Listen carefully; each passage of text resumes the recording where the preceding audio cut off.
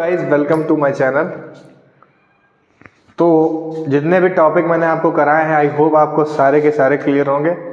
आज हम चलते हैं एक नए टॉपिक की तरफ जिसका नाम होने वाला है एन इंडियन फार्मर।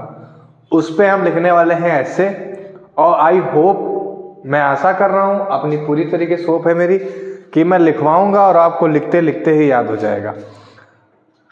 और अगर आपको वीडियो पसंद आती है तो इसे लाइक करिए और दोस्तों में शेयर करिए और चैनल को जरूर सब्सक्राइब करिए। तो चलते हैं अपने टॉपिक की तरफ। आज का हमारा टॉपिक होने वाला है topic an Indian farmer.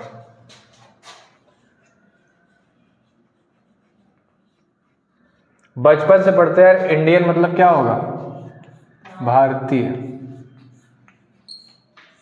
Farmer मतलब होता है किसान। क्या होता है, किसान।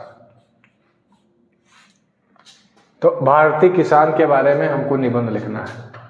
जितना मैं बता रहा हूँ बस आप गौर से पढ़िएगा और देखिए आई कि ये लिखते लिखते ही आपको तैयार हो जाएगा। पहला पॉइंट लिखिए, India is an agricultural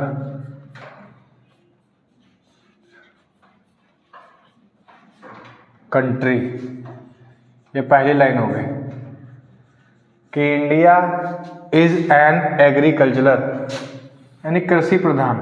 agriculture मतलब कृषि प्रधान, कृषि प्रधान।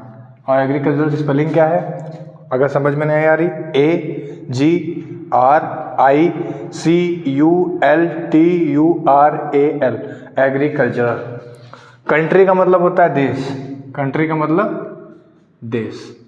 अब यहां से एक क्वेश्चन अगर हम बना दें आपके लिए कि बताइए कंट्री का प्लूरल क्या होगा, तो मुझको पता है 90% बच्चे क्या करेंगे, SEIS लगा देंगे इसमें। लेकिन मैंने समझाया था जिस लास्ट में आता है जब किसी वाई, तो वाई अटैक क्या लगा देते हैं, IES। यह नियम था इसमें। तो कंट्री का क्या हो जाएगा, कंट्रीज। तो क्या लिखा पहला point, India is an agricultural country. Bharat देश है हमारा कैसा है, कृषि प्रधान देश है। तो ये पहला पॉइंट आई होप आपको क्लियर होगा, एग्रीकल्चरल कंट्री। दूसरा पॉइंट हम लिखेंगे, most of its people lives in villages। यानी मोस्ट ऑफ इट्स यानी अधिकतर लोग जो भारत के हैं कहाँ रहते हैं, विलेजेस मतलब गांव में रहते हैं। कहाँ रहते हैं, गांव में रहते हैं। तो most of its people lives in villages. तो फिर से एक बार दोनों पॉइंट रिपीट करते हैं। India is an agricultural country, most of its people lives in villages. समझ में आ गया होगा। चलते हैं आगे की तरफ। आपको क्लियर हो गए कि India is an agricultural country, most of people lives in villages. अब चलते हैं तीसरे पॉइंट की तरफ। तीसरा पॉइंट हमारा रहेगा, देयर मेन ऑक्यूपेशन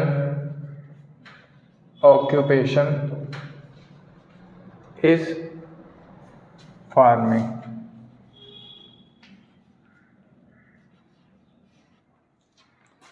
देयर यानी उनका, मेन मतलब मुख्य, MAIN, मेन मतलब मुख्य, मुख्य ऑक्यूपेशन, OCCUPATION, ऑक्यूपेशन मतलब पेशा। क्या होगा, पेशा। ऑक्यूपेशन कैसे लिखा, ऑक्यूपेशन, इनको पढ़ने में दिक्कत है, लिख लेंगे हिंदी। Occupation is farming. ये जो उनकी मुख्य पेशा है क्या है, कृषि है। उनका मुख्य पेशा कृषि है। अब चौथे पॉइंट की तरफ चलेंगे। द इंडियन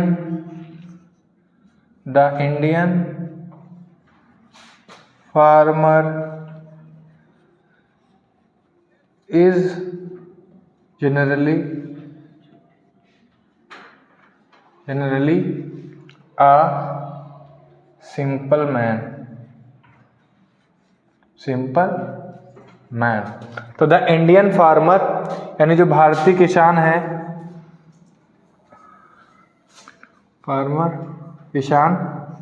इस जनरली मतलब अधिकतर या सामान्यता लेना।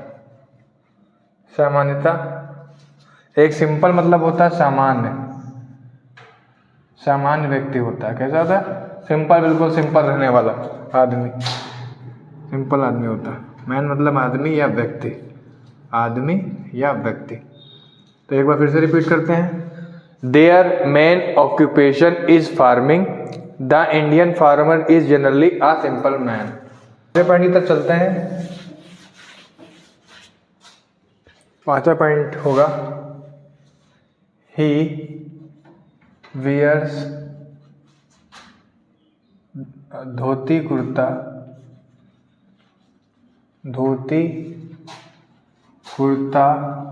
Of khadi clothes. वियर्स मतलब पहनते हैं। क्या पहनते हैं? धोती कुर्ता। मतलब कौन से? खादी के। छठे पॉइंट की तरफ हम लोग चलते हैं।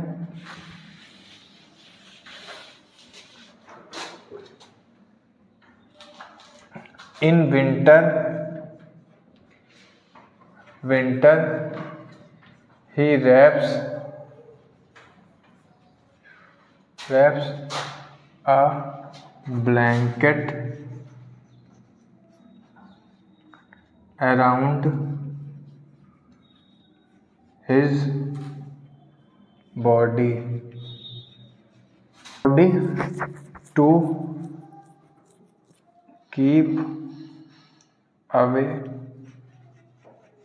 the cold।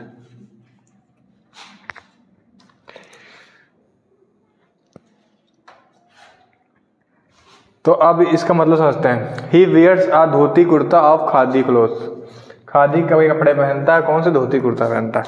इन विंटर यानी जाड़ों में, ठंड में, सर्दी के मौसम में, विंटर में सर्दी में। ही रैप्स मतलब ओढ़ता है। रैप मतलब ओढ़ना। आ ब्लैंकेट का मीन क्या होता है? BLANKET। ब्लैंकेट मीन्स कंबल। क्या होता है? कंबल।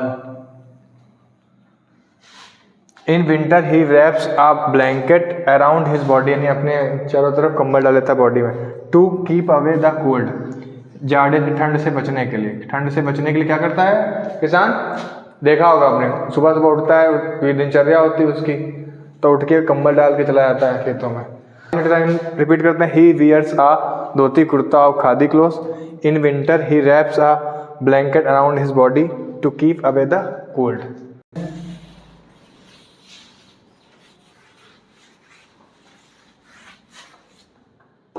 सातवां पॉइंट लिखते हैं। Before independence he lived in huts और कच्चा हाउस। यानी कच्चा हाउस मतलब वही जो कच्चे घर नहीं होते थे, उसमें रहता था।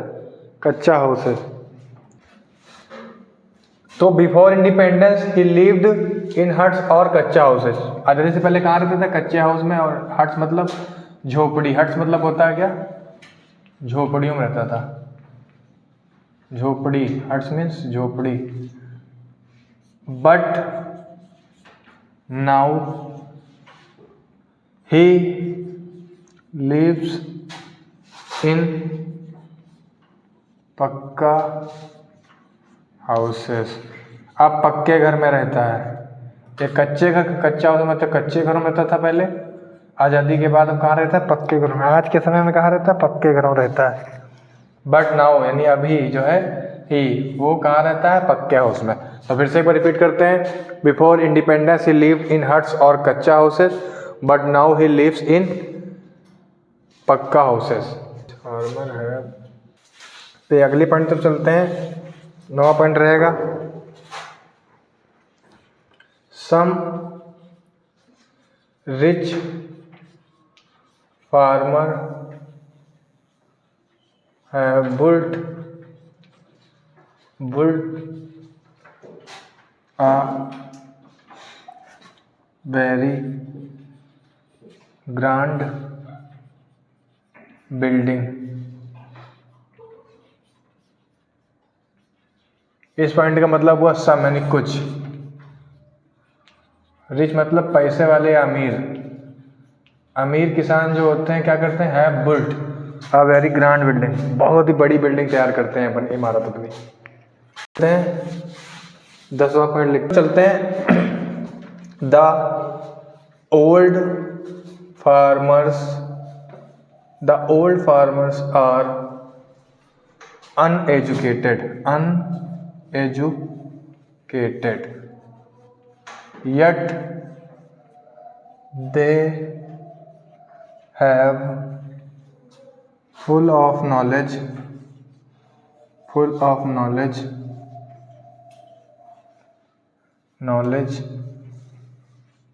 of modern techniques of farming. अब यहाँ एक चीज देखिए, द ओल्ड यानी जो ओल्ड मतलब होता है पुराने, जो पुराने फार्मर्स मतलब किसान जो थे, जो पुराने किसान थे वो आर अनएजुकेटेड की जगह हम लोग कह सकते हैं लिटरेट का मतलब होता है पढ़े लिखे, इलिटरेट का मतलब होता है अनपढ़। तो अनएजुकेटेड मतलब अनपढ़ जो होते हैं, जो पढ़े लिखे नहीं होते, अनपढ़ शब्द लिख सकते हैं उनके लिए। पुराने जो किसान होते थे वो पढ़े लिखे नहीं होते थे, but they have full yet यानी अभी जो है, दे हैव फुल ऑफ यानी फुल ऑफ नॉलेज। नॉलेज की स्पेलिंग क्या होती, KNOWLEDGE। नॉलेज मतलब होता है ज्ञान, किसी भी चीज़ का ज्ञान। नॉलेज ऑफ मॉडर्न मतलब आज की, जो आज की टेक्निक्स हैं कृषि करने की, टेक्निक्स ऑफ फार्मिंग लिख सकते हैं, फार्मिंग की जगह लिख सकते हैं एग्रीकल्चर भी लिख सकते हैं कि आज किसान जो हैं फार्मिंग के नई इतना तरीका उनको पता हो गए हैं कि नई तरीके से कैसे किसानी की जाती है, कम पैसे में अधिक लागत कैसे, कम लागत में अधिकतर मुनाफा कैसे पाया जा सके। अब किसानों को इतना पढ़े लिखे हो चुके हैं किसान। इस पॉइंट का मतलब कि अब और आज के पुराने किसानों में और आज के किसानों में ये डिफरेंट है कि वो पढ़े लिखे नहीं होते थे, आज के किसान पढ़े लिखे हैं, उनको पता है कि कम पैसा लगाकर अधिकतर पैसा मुनाफा कैसे पैदा करना है। अब 11वें पॉइंट चलते हैं, 11वें पॉइंट की तरफ चलते हैं।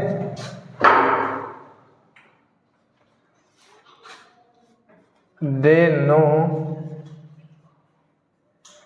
All type of manure and fertilizer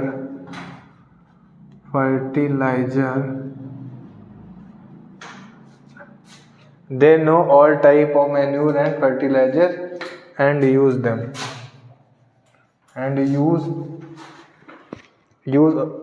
ठीक है, and use them। they know all type of manure का मतलब क्या होता है, होती MANURE, मैन्यूर मतलब होता है खाद, क्या होता है, और फर्टिलाइजर्स मतलब होता है उर्वरक, क्या होता है उर्वरक। आजकल किसानों को सब पता है कौन सी खाद लगानी, कौन सी दवा लगानी, कौन से उर्वरक लगाने जिससे खेती अच्छी हो सके। तो दोनों नो मतलब जानते हैं, ऑल टाइप हर टाइप हर प्रकार के मैन्यूर खाद के बारे में, फर्टिलाइजर के बारे में, एंड यूज देम और उन्हीं का प्रयोग करते हैं। यूज देम मतलब उन्हीं का प्रयोग करते हैं। पिछली पॉइंट में एक स्पेलिंग थी टेक्निक्स की, उसमें शायद आपको इशू हो जाए, तो टेक्निक की स्पेलिंग होती टी, टेक्निक मतलब होता है तकनीक। TECHNIQUES, टेक्निक्स मतलब तकनीक। 11 पॉइंट क्लियर हो चुके हैं। अब लास्ट के 3 पॉइंट हम डिस्कस करेंगे। आई होप आपको समझ में आया होगा। अब हम 12वें लाइन की तरफ चलते हैं। ये ऐसे में हम लोगों ने ये तो जान लिया कि फार्मर, आई होप जो मैंने 11 पॉइंट समझाए हैं आपको सारे क्लियर होंगे और सारे पॉइंट आपको याद हो गए लिखते लिखते। एक वीडियो देखते देखते याद होगा, नहीं याद हो तो एक बार लिख के याद करिएगा इसको। अब हम अपने 12वें पॉइंट की तरफ चलते हैं। 12वें पॉइंट में लिखते हैं a farmer is very hard working. परिश्रमी तो होता है, हार्ड वर्किंग मतलब परिश्रमी भी कह सकते हैं। ये पूरे ऐसे में पता चल गया कि फार्मर की ज़िंदगी आसान तो होती नहीं है। तो आ फार्मर इज़ वेरी हार्ड, बहुत कठिन परिश्रमी होता है। इसका मतलब ये होगा बहुत मेहनत करता है फार्मर। 13वां पॉइंट लिखेंगे हम लोग, he works hard in his field morning till evening।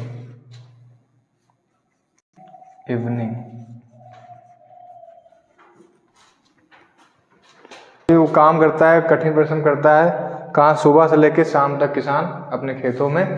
He works hard in his field morning till evening. 12 point से एक बार फिर से रिपीट करते हैं। A farmer is very hard working. 13 point लिखते हैं, he works hard in his field